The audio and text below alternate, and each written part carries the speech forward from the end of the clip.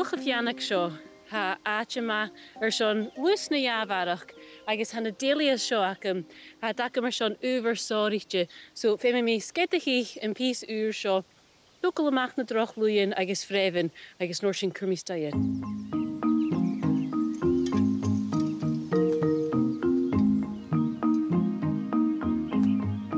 Cheannaigh mí na Dahlias seo leis an uver go mí géirí fás barachgiú le cuttings.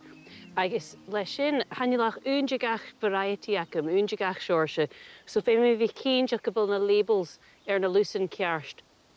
Hanna hanneaman ach go éhín, níor seo Dahlia crazy legs.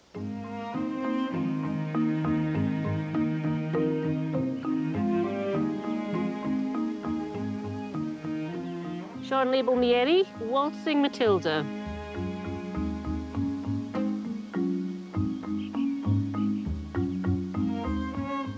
Mí gopraigh amach an drasta catch an cúd mí na Dahlias seo.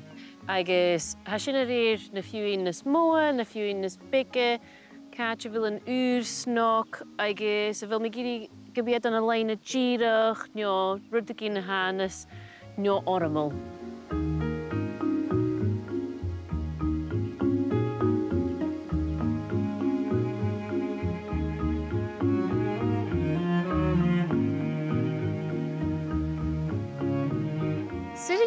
Cúd na Dahlias seo an áte sa bíd an garrig stocha bíal an taith sin snoc, flúrichin, síhan bria.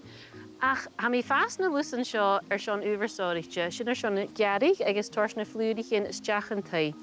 Leis sin ha mí géirí cumat an áte productive, rutúf na bantata fear an cumí súl giar ar fear an bí mí biachaighet agus cumol smachgar na droch luúin.